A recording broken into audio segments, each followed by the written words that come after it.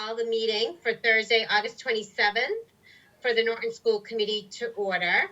So welcome, everybody. So first on our agenda is the second reading and vote on the policy ACAB harassment. So I will turn that over to you, Dr. Baeta. Thank you, Madam Chair. Welcome back from the great state of Vermont and dropping off your daughter at school.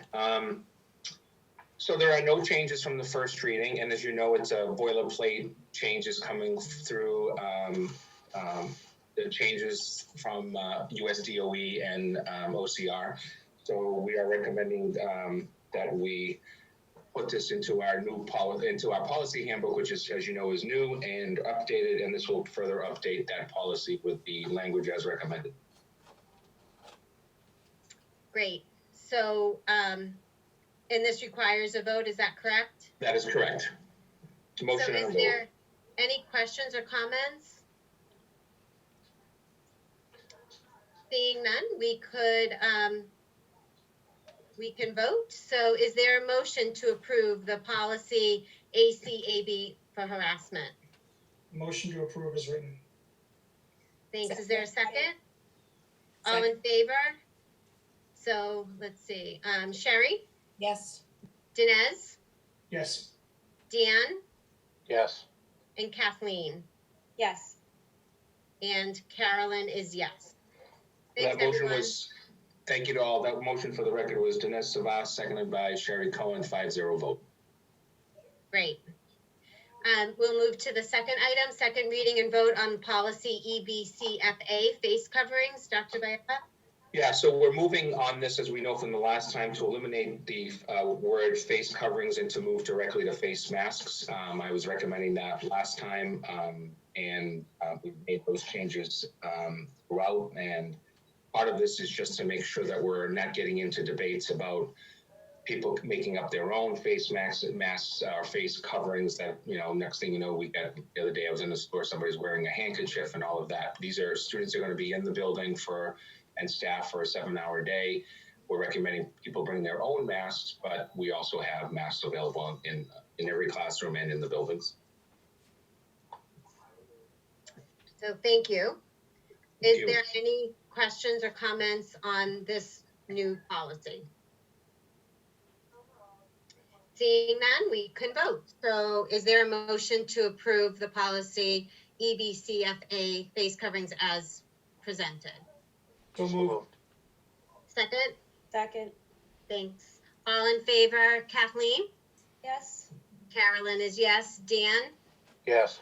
Dinesh? Yes. And Sherry? Yes. Great, thank you. And just for the school committee, Madam Chair, just through you for the rest of the committee, we will email both of these policies to parents, but we'll also include pictures of the face mask so that people are very clear to understand what is meant by the word face mask. Great, thank you. Thank you. We'll move discussion and vote on reduction of transportation fees. Dr. Baeta, is that you? Yeah, I'm gonna, is Matt still on? Because I know Matt's going to another meeting. So Matt, if you want to speak to this, it's based on the discussions we had the other night and we're recommending. Yeah, so the data we provided the other night was our students are going to be riding the bus about 68% of the time that they would have under a normal process. So we want to reduce that fee down to about $133 for each student. We think that is in line with, or I'm sorry, it's a 68% reduction in the time. That's in line with what would be proportionately based upon a daily rate of what they're actually going to be using. So we're hoping that you'll vote to approve the fees for $133 for the bus fee for this year. Great.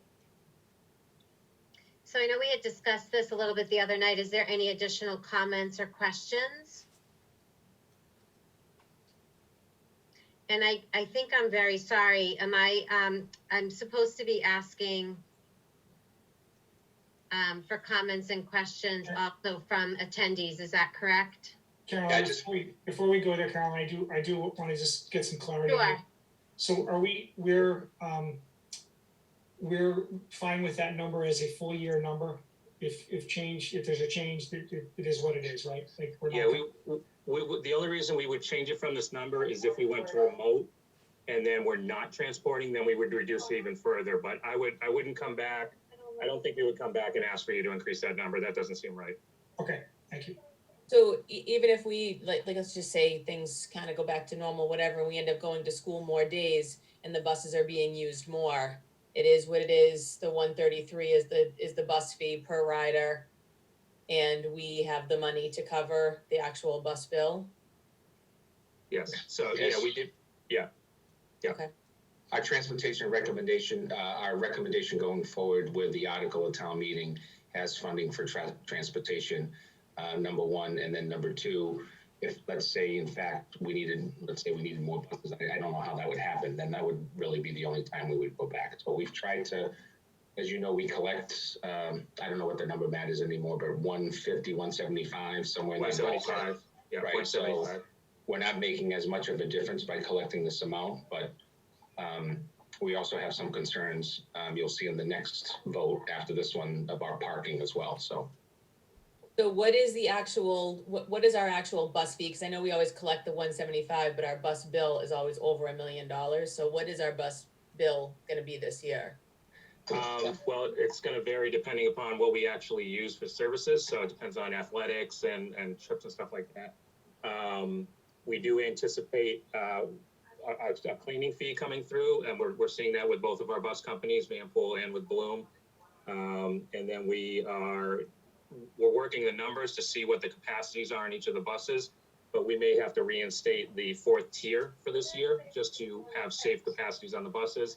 And that's an additional $50,000 for that. So our fee was going to be slightly over about $1.1 million, a little over $1.1 million for this year if we do all of our transportation. However, some of the transportation is just not going to happen, so it won't quite hit that number.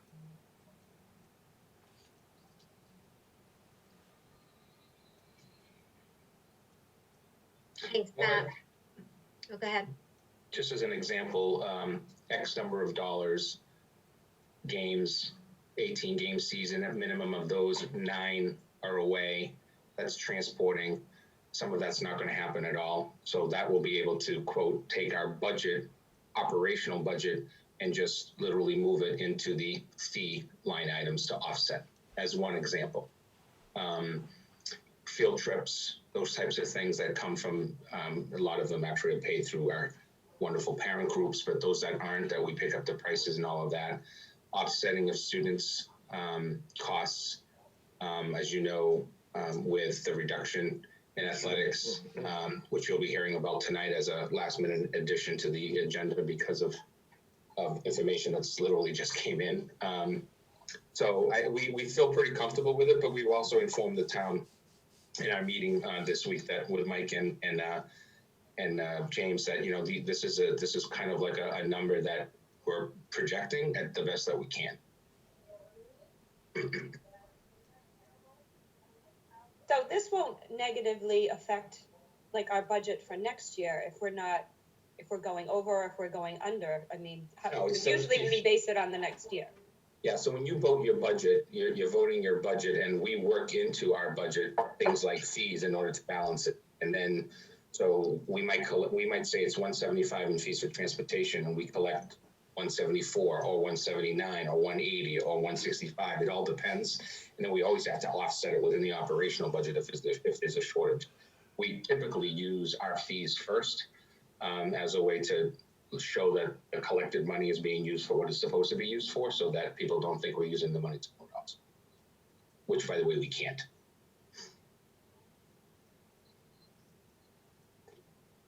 I know this has been really difficult because, as everything, it's just a fluid situation. So Matt, thank you for really kind of working on this and giving us what potentially could be, you know, just at least a somewhat of a realistic sort of option moving forward.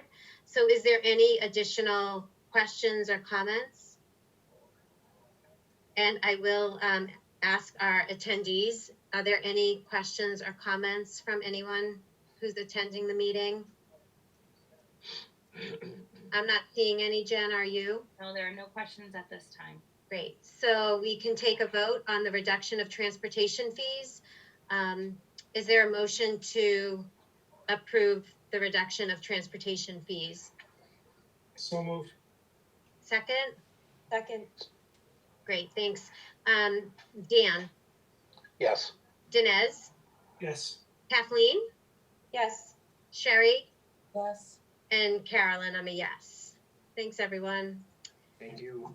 Thank you. COVID-19 related updates, Dr. Bayetta? Before that, can we do the parking fee? Oh my gosh, sorry, I missed that one, Okay. yes. That's fine. Discussion and vote on reduction of parking fees. Thank you for noticing that. Yep, I'll turn that over to Matt as well. Yeah, Thank so you. in line with this, the parking fee is $25 per student per year. We want to reduce that to 0 for this upcoming year. That will help us by having a reduced fee. Students can drive to school, which is another way to keep them safe. It lowers the capacities on the buses and helps us out to make sure that we can keep the buses safer by having students that are driving into school. But they'll Now, still have to have assigned spaces, right? Because otherwise it would be a free for all. All rules and regulations that are applied that are not connected to the fee are still in place. So registration, if you get in trouble in school, you can still lose your driving rights and all that stuff. Nothing changes. Thanks. Matt, when you collect money for parking, can you just sort of refresh our memory? That money goes into a separate item, correct? So will this have any sort of specific impact to our current budget? So yeah, anytime you don't collect fees, it obviously does have an impact. But what we collect each year is right around $6,000 for parking fees. So it's not a kind of comparable $30 million budget. It's not a large amount. But we usually do a lot of our ice melt purchasing, some of our snow removal costs. We'll charge that. And if there's money left over, we'll push through upkeep on the parking lot lights, anything kind of those kind of upgrades. So we would hold off on any kind of parking lot upgrades. So that reduces some of the cost that hits the budget. We're still going to have to purchase ice melt and do snow removal when it happens. However, if we're looking at $3,000 to $4,000 for that cost, we're just going to have to figure out how to absorb that in our budgets for now. Okay, thank you. Any additional questions or comments? Just as a sense of the history of this, pre-Matt, traditionally the parking fees have actually been a difficult thing for us to find a way to spend, to be honest with you, because we are pretty restricted on it. And they were, I don't even know what the fees are right now, but they were 100 or something like that. They were 150. Yeah, They not dropped that, down to 25. right, not that long ago. We just couldn't spend the money, so we decided to take them down. So, I mean, quite frankly, from 25 to 0, I don't think it's going to be a huge impact either way, quite frankly. Yeah, and Dinesh, to your comment, I think what's really important so that the public understands it, the way the funds can be used is so specific to the actual lot itself. Like, we can't use the money for the walkways. We can't use the money for a tree that's hanging over the parking lot. It's literally the lot itself. Good to know. So thanks for that update. And is there any additional questions, comments on the reduction of parking fees? Any from our attendees? Nope. Seeing none, we can take a vote. So is there a motion to approve the vote on the reduction of parking fees to 0 for this upcoming school year? So moved. Thanks. Is there a second? Second. Great. So Kathleen, Yes. Dinesh, Yes. Sherry, Yes. Dan, Yes. and Carolyn is yes. Thank you. Thank you. COVID-19 related updates, Dr. Bayetta? Thank you so much. I guess it'd take a world pandemic for us to actually decline some of our fees. I don't say that jokingly, but we spent so much time trying to do that. So it is a user fee, so I think it's the right thing to do what you folks have recommended based upon how much time the kids are actually going to be taking the bus or the parking lot, using their cars. Latest update is really working to address cohorts which went home. We're now getting the second wave of requests. I guess the first wave with some people didn't need to do it, or they're now maybe finding out and wanting a different cohort. So we're going to have to really look at that because of the balancing of the classrooms and the needs and the service delivery, because that's a huge impact. The student schedules are being worked on. They will not be released at this time, but they will be released before school gets out. We're due to start on Monday with staff, and we're hoping to have some opportunity to be able to actually remote in and get to put a name with a face type of thing, especially our youngest children, is important. I did put out for remote learning teachers today. This is being paid for at least through the December with our grant money.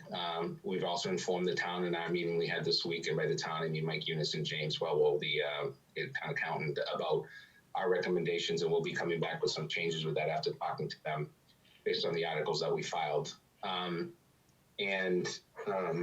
We also have some folks that will be pulling off of their request for leave and actually making them remote teachers as part of the hybrid model during remote own parent choice. And then the third part that goes with that is in trying to find the right staff in K through 8. We're going to be in decent shape. I'm really concerned about the remote only at the high school because it's so content specific. And I myself reviewed the cases today with the schedule in my new role as the virtual high school principal, trying to make sure that kids have or get what they want is going to be interesting. So parents and students need to bear with us based on that choice. We'll prioritize seniors because I think based on their transcript creation, then juniors, and then sophomores, and then freshmen. Only because it's so important in the senior year to finalize their transcripts. So I want to make sure that they're in as good of a place as we can in terms of the online, the remote parent choice process. We have some other administrators that will be helping us out in terms of K to 5 and then 6 to 8. And I'll announce those when we're ready to do so. We're just not ready right now. And I think the last part is, working off of opening day this coming Monday, the opportunity for us to really think about our theme for the year, which I'm pushing and we'll be announcing to the staff. And I can say it tonight, they've already heard it once from me in a communication, looking at a theme that really looks at the idea of kindness, flexibility, and forgiveness, because this is going to be a stressful year. Just because there's too many unknowns. Every year, somebody has to deal with an unknown in their life, in their professional or personal life. We're going to be dealing with 2,400 students and 400 staff and administrators that really we don't know what tomorrow will bring every day in terms of this pandemic. Yet, I think it's an opportunity for us to be and try to attempt to be flexible. Not all people are flexible, nor do they like to be flexible. They like to stick to the way things are done. And those are going to be, unfortunately, discussions or fortunately discussions we have to have with people around flexibility and the needs of students and families and our own staff. So going forward, I'm hoping that the COVID-19 related updates section is something that I really don't have to have on the agenda unless there's an incident. I want to kind of get away from talking about COVID, and I want to talk more about, and of course, recognizing that's the priority under health and safety, but trying to really push what's the teaching and learning that's going on in our schools. What activities are we allowing for in terms of athletics and or clubs and activities and not that type of stuff, more than all the other stuff that we've been talking about for months now. And that starts really with my message to the teachers, which will be very clearly noted about let's not spend too much time trying to pass out a syllabus or a textbook during the first few days of school. I think we need a better approach than that. I think we need to really get to know our students and their learning styles, and our students get to know their teachers. Because if we do close down, it could be a long closure, a lot longer than it was in the past. So these 6 weeks coming up that you voted are really important, and hopefully we can keep our buildings open and safe during that entire time and continue even longer, I hope. But if we have to close at some point, then hopefully the relationships have started to be developed more so in person than just behind a screen. Thank you. I think we probably all can agree that there really isn't much kind of that we can plan on, right? We just have to, I think your word flexibility is something that we're probably all using in our own lives every single day. So thank you for your leadership and thank you for really supporting Norton Public Schools during all of this. So is there any comments or questions about moving forward, anyone? Anybody in attendance? So I am looking forward to, I can't believe the summer is almost ending and we're back to school on Monday. So although students don't come back to school until September, our teachers and staff will be back on Monday, really gearing up to navigate what is a little bit of an unknown year. So we'll do it together. Thanks for that update. Other business, Dr. Bayeda? Yes, Madam Chair, through you and the rest of the committee and the public, I've asked Aaron Sumner, who's our Director of Athletics, as well as Student Services at the high school in his new dual role for this year, to give us an update on athletics. I'm not looking for a vote of the school committee. I'm looking for just sharing information because the social media is going to start to get really ramped up, and I think it's important for all of us to just tell you what we know, tell you what we don't know, which there might be still a lot of those for my discussions with Aaron over the last few days, but at least we have a direction that we're going in. Aaron? Right, thank you. I'm assuming most of you have the presentation that I have. So just before we even get going, I just want to let you guys know that the athletic directors and the principals, we did a lot of work just going through the guidelines. I mean, we were going through the guidelines all the time, going back and forth with each other, and just the amount of time to get through the DESE guidelines, the EEA guidelines, the MIAA guidelines, and then you get their recommendations. So it was a long process. So as I go through this, I just want to give you the rationale also as to why we chose to make a lot of changes, some of them drastic. For this season, there will be no postseason at all. There'll be no TVL championships. It's going to be basically a straight season. We're going to make sure the kids get out, but they're able to play the games safely. And it's all about just the kids getting out there and having an experience and being able to play a sport for the last 6 months they haven't been able to do.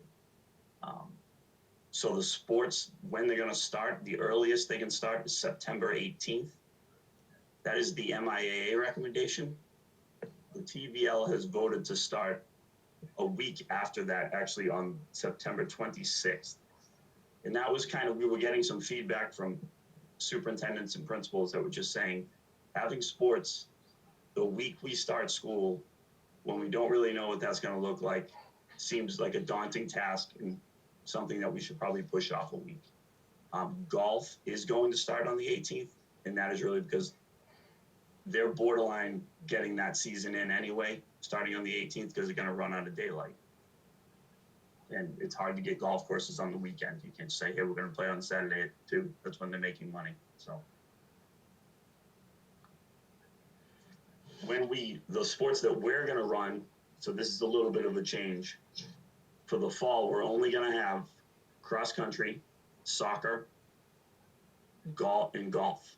So just those 3 sports. And football, volleyball, and cheerleading is going to move to what they're calling the Fall 2 season, which starts on February 22nd and is going to end on April 25th. So that changes. The winter schedule is the only one that kind of stays the same. But that also pushes our spring schedule into July 3rd, which a lot of school districts are just going to say, no, we're not going until July 3rd. But thank you, MIA, for adding 4 more weeks of work for everybody. So that I don't anticipate that happening. I think there's going to be a lot of pushback on that. So they might end up shortening that season and trying to squeeze the postseason in. So we don't know. And just to keep in mind, all of these changes, when I get into the meat of this, is just for the fall. So we will rehash all of this again in the winter.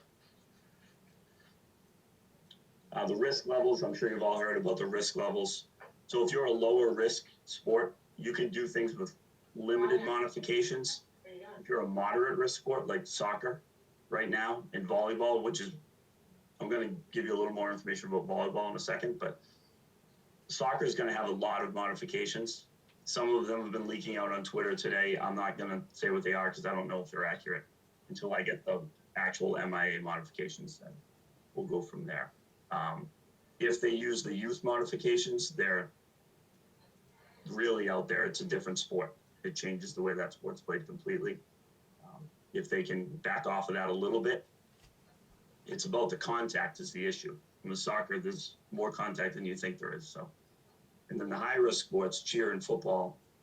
I mean, again, they're going to that fall 2 season, but almost all of the winter sports are high risk. They're inside and they're high risk. So there's going to be a lot of modifications for the winter as well.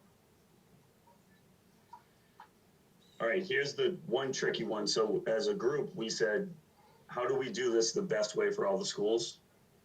And the TVL covers a wide geographical area. So we wanted to make 2 pods, and it's all based on geography, not the size of your school. So pod 1 is Ashland, Bellingham, Holliston, Hopkinton, Medway, and Norton. Pod 2 is Dedham, Dover, Medfield, Millis, Norton, Westwood. The rationale between pod 1 is that it's all along the 495 belt, so travel is fairly easy. Once you get off 495, you're out to school. In pod 2, all those schools are really close to each other, with the exception of Dover. So pod 2 really makes geographic sense, as you have Norwood, Westwood, Dedham, and Medfield basically touching each other. This is not necessarily permanent for the whole year. I could see it staying for the whole year, but it's not necessarily permanent for the whole year. A couple things to add there. No non-league games for the fall, no scrimmages for the fall. So, and once we get to the scheduling part of it, well, I'm going to mention the scheduling now. So the scheduling, you're going to play one town, one weekend. So boys soccer is going to go to Hopkinton, then Hopkinton's going to come here. So that's how the schedule is going to work. So once you play Hopkinton once, you're not going to see Hopkinton again.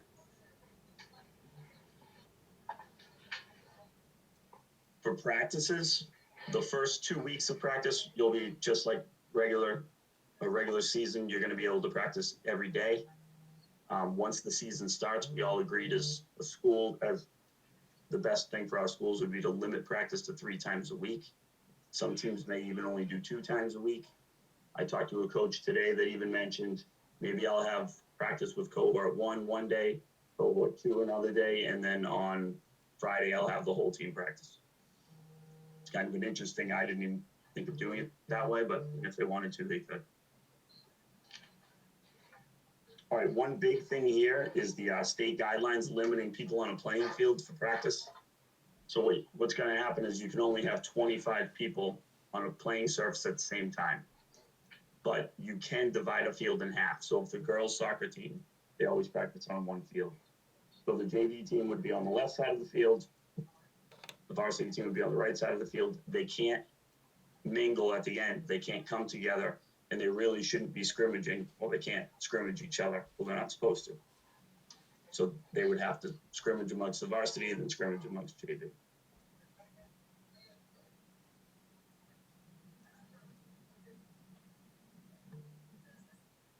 All right, for games, again, golf is going to be primarily during the week with the exception of some Sundays that they will play. A couple courses have said they can accommodate Sunday matches after 2 o'clock. So that would be nice to do that and make it a little bit easier. Roster limits are going to be 20 per team. So that's, I know we're going to have some issues with something like cross country. Right now we have 21 people registered for cross country boys. So do I tell one person they can't go? So, but the thing is, if I bring 25, then we can't have the event because there's too many people there. If the other team is 25 and we have 25. So we've talked about the potential of, I don't know really, depending on our numbers. I mean, if we had 50 too many kids, you might have to have a separate running club or something. That would be monitored by the coaches, but we're really gonna have to look at that. The golf roster is 8 per match, so you could still have 20 people on a golf team, but only 8 can go to a match. So that's 8 at a varsity match, 8 at a JV match. The varsity side of it's the same as it's always been that way. So you might have 12 kids in varsity golf, but 4 of them don't go to the match. They don't participate in the match. So again, schools are going to play on Saturday and Sunday. So all of our games are going to be on the weekend for cross country, which will have 5 meets. Soccer will have 10 games, and they're all going to be on Saturday and Sunday. They also passed a rule if principals allowed to let coaches coach out of season sports, meaning you could have football practice while it's not football season. You could have basketball practice in September. The TVL principals and athletic directors recommended that we just leave the rule the way it is, the way it's always been. So we're not going to adjust that. We can't have 6 teams practicing when we have limited fields. We're trying to social distance. We just thought it was a little too much. And some additional items, the sports modifications are going to be released. They're supposed to be released tomorrow, so they'll probably be released on Monday or Tuesday. I do think they're going to slowly leak out a little bit, though. Myself and Matt have talked about transportation. There's a lot of pros and cons to doing it and not doing it. And it's logistics, it's financial. There's a lot of things to go into thinking about that. So that's a large conversation. Locker rooms as of now are closed. So we're not allowing students to go in the locker rooms.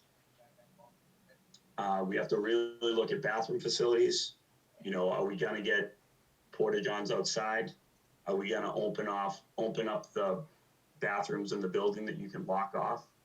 But again, now you're needing custodians at every event, cleaning, you know, a lot of things go into that. So we're looking at different things. We're pricing out what it would cost to get some porta johns, and then could they clean them every day? Like, could they come back and clean them? Typically, they only clean them once a week. I already mentioned the out of season coaching, and then user fees. We're going to have to look at that too. I mean, it's going to be very hard to say we're going to have half a season, but then say the user fee is still going to be $350. I mean, I don't think that's acceptable personally. But, I mean, that's something we're definitely going to have to look at. It wasn't acceptable when it You was a guys full have any season. questions? Yeah, the 350 wasn't acceptable when we had a full season, so I don't know why we're doing a half season. I agree. Aaron, I had a question. Thank you. I know that this has been a lot of hard work. A lot of people really trying to figure out how we could get our students back playing sports. So we really appreciate it. Just a couple questions. You had said something about sort of that switch for the couple of fall sports, football, volleyball, girls volleyball, and I think cheerleading. Yes. So what is the reason for that, Aaron? Is it because there wasn't enough space for these students to practice along with sort of soccer and, or like, what was the reason for changing those 3 teams specific, or those 3 sports specifically, to more of like a spring kind of February into April? Football and cheer was done by the MIAA. They moved the sport to that fall too. Volleyball was voted by the TVL 80s and principals, essentially because I think 3 TVL schools, 2 are remote, which are not allowing people in their buildings. 3 of them are using their gym as a cafeteria. I believe Westwood is using their wellness center as a daycare. So having things inside, when we want to close a building at 3 and clean it, it's hard to say then, especially, I mean, it wasn't just us, but if you look at our gym, it's in the middle of the building. It's not like we can have kids just go in the gym and leave. They're in the building if they're in the building. Mm-hmm. So but it wasn't, I was actually one of the few people saying maybe we could pull it off and just use half the gym. But a lot of people there was just absolutely no way they could have people in the building after school. I think it makes a lot of sense. Like, I don't think that a lot of us would really think about all of the sort of behind the scenes things that other districts are thinking about, you know, in regards to their needs and building space. So thanks. And then Aaron, in regards to spectators, it might be important to kind of talk about that for sort of families, because the one thing that we know is that's what builds community, right? We see a lot of our Norton students coming out to support their teams. So can you speak to that a little bit? So as of this time, the TVL as the league has voted not to have spectators. And there's more that goes into having spectators.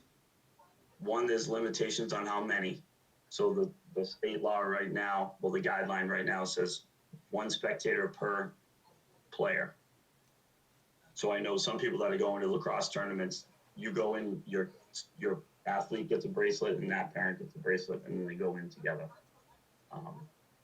And you have to have a separate area for it. You have to obviously follow all the social distancing guidelines, and they're making us do contact tracing. So that means we have to it's like when you go to the restaurant, you have to give your name, your phone number, cell phone number. So that's a lot of work. Staffing, like you start looking at some others. I mean, for me, that means someone has to be at the cross country meet, the JV field, and the main field at all times doing contact tracing. So that's definitely one thing.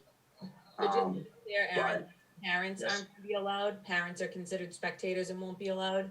Parents are considered spectators. We have, Now- we are moving to attempt to video games. Yes. So that's something that we started working on just in the last few days. The biggest issue here is a direct, so some people would say, well, sports have been going on for the last few weeks. That is correct. In terms of town leagues, so on and so forth. Those students are not walking back into a building afterwards that day or the day after. So what they're trying to do here is allow for the students to have athletics, if you will, but at the same time control the ability for folks to actually be able to be there. It'll be interesting, Sherry, because I know you're a hockey parent. I know it's going to be really interesting when that comes to the fall, because some of these other leagues have been playing and are playing right now, and there's going to be some real discussions around how hockey will be done. I think wrestling is the other one that is going to cause some stress if these numbers are going up. Then the question would be that in any of these situations, for example, soccer, we have students who play club or play in other situations at the end of seasons, or they're not supposed to during season, but we know that it happens. Contact tracing becomes the other issue. And I'm not sure that I'm seeing a lot of contact tracing taking place with certain situations right now. And we don't have a choice because students are potentially coming back into the building the next morning. Yes. So, and above that is, if you think about it, how far away, I guess they said they're going to give us proximity guidelines. Right. That's what I heard today. So how far away do you have to be not to be considered a spectator? Like if someone's standing in the baseball field while I'm playing soccer, I don't know, like if I'm chasing people around Norton to make sure they're not watching the game, I don't know how that's going to work. We all know it's going to happen. But there's Yep. going to be. Oh, sorry. No, go ahead. I saw something on the news and I wasn't sure if it was a state regulation or whatever, but there was something about if your child was over 18, that you weren't allowed to be a spectator.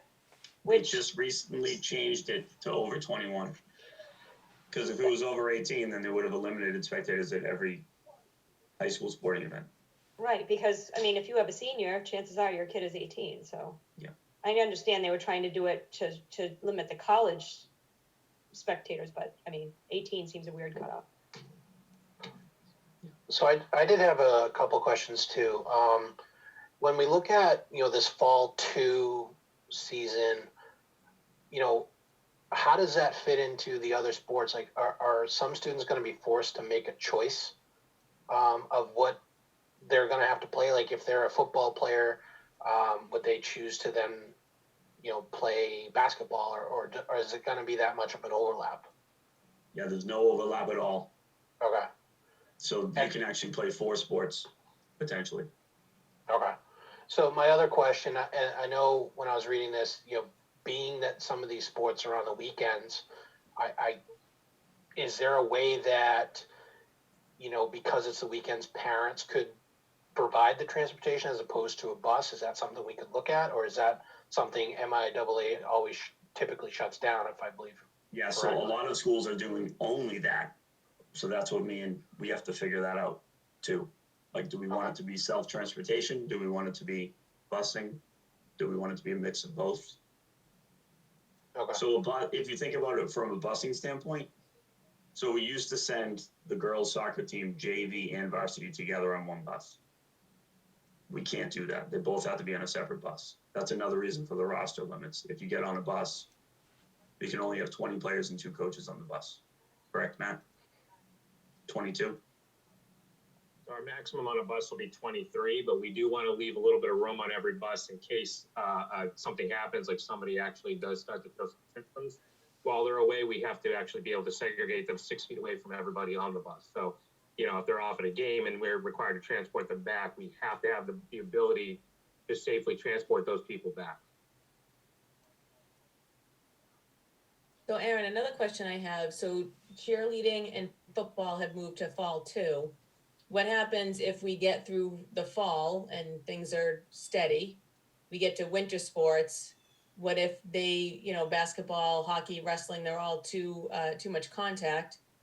Do they get the opportunity to play in fall too as well? According to the MIAA, yes. So fall 2 could be.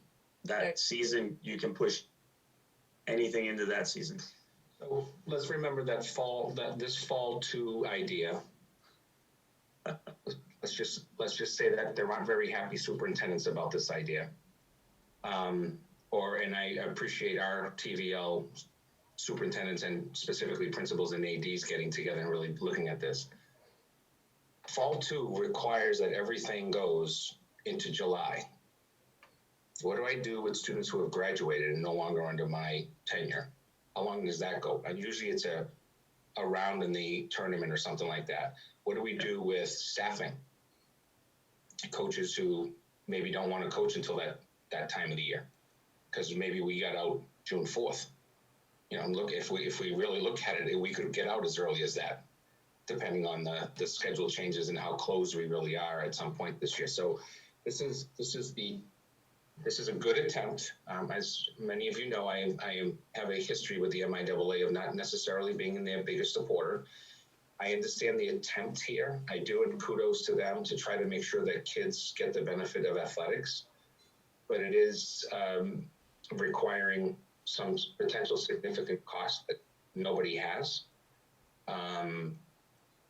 There's a potential impact bargaining discussion here that we need to have based on the length of the season, how many games with coaches' stipends. If I was increasing the season the other way, I'd be getting that request. So I think the school committee needs to have that discussion in executive session at some point and decide which way you want to go and then come up with a public statement. So there's a lot of impacts here. There's an impact on my athletic director. He's now working Sunday to Sunday. Got to figure out how to give him a break. It's impossible to try to do all of that. So because we're only playing on those specific days. So we have to find a way to support all of these things in order to support our student athletes, which we want to do. And as you know, I'm a huge supporter of it, but there's a lot of minutia here. Students driving their own cars, not a big fan of that, because we all know what happens at the end of a practice or a game and they pile into cars. So that's concerning. Finding the transportation for a Saturday or a Sunday game and the increased costs that has. That's another question. So this is all good stuff. I'm not trying to be negative, but at the same time, this has got some significant impacts across the board. So Joe, I hear what you're saying, and I think that a lot of it, I didn't mentioning that, and Aaron and I, we talk pretty regularly, so I do have an idea of what's going on with athletics. But I think as far as, extending a season or whatever, I think that, and coaches may having to work longer or work more or staff, whatever. I think at this point, I would go back to kind of your catchphrase for this year and, being kind, right? We've got, especially our seniors, who this could be a horrible year for them. Could be. I'm hoping that it's not, but they concern me greatly. And sports is a huge part of our kids' lives. We know that. And I don't have a senior. So I'm just, I'm not just speaking personally, but I worry about them. And if they can't get a season and if they can't get something in, they have, this whole year could be a complete disaster for them. So I just think that we have to really think long and hard about allowing kids to have, if we have a chance and, it costs people working longer or, I think we need to really think about these kids and their emotional well-being of being able to do what they love the last time. Right, and to add to that, the middle school sports group principals, which basically run that league because it's not connected to the MIAA, they're not playing any sports this fall. So all fall middle school sports are closed for this year. They will consider that floating season at a later time, and they haven't made a decision on the winter season. So there's a group of kids that we know are, we have one of the most active middle school athletic programs around.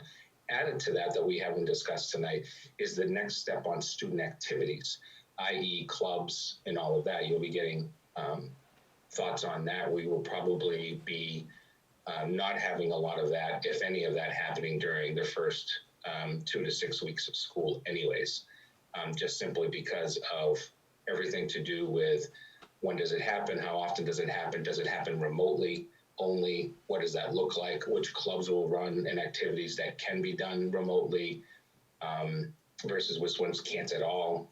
So all of that needs to be worked through still. Just to add one thing, during this season, as it keeps getting pushed back a week here, you run into daylight issues, and we're already starting to get Triple E issues. So that really necessitated us playing on the weekend.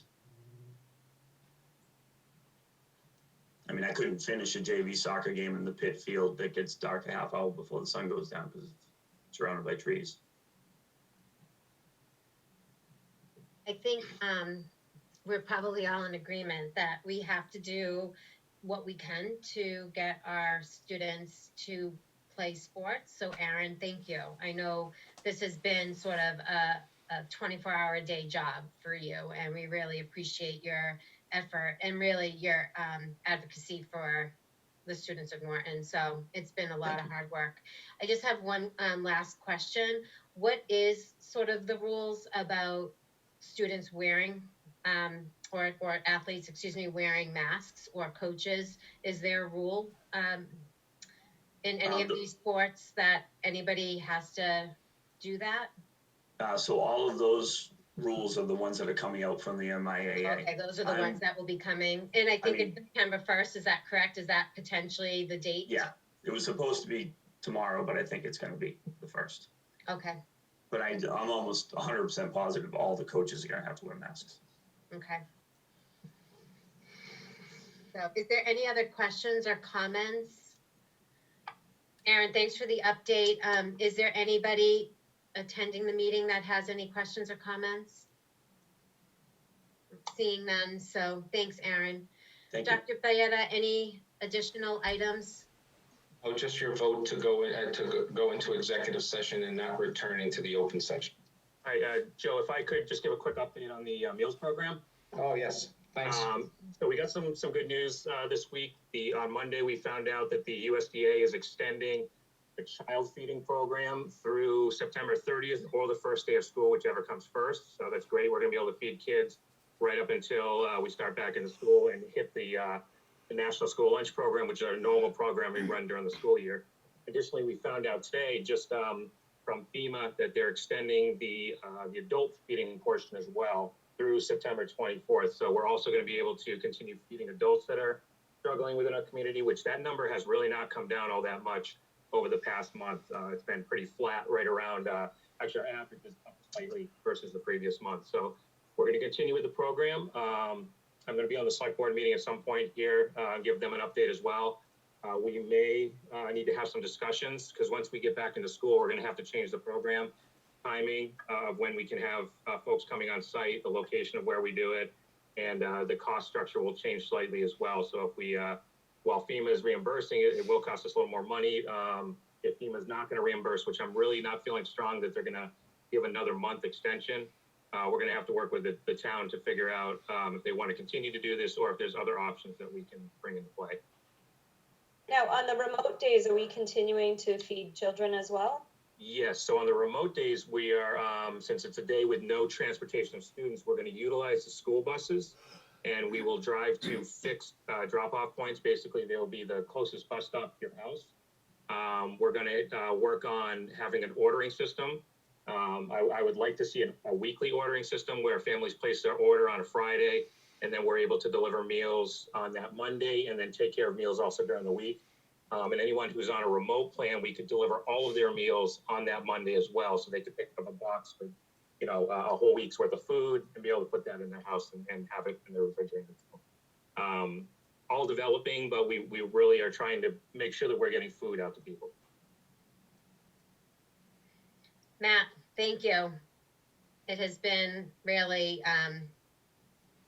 just amazing watching you and Mike really develop a food program in Norton that, as you know, I think Sherry says a lot, we've always tried to be a leader in Norton, and I think you have definitely done that with this program. So on behalf of the school Thank committee, you very much.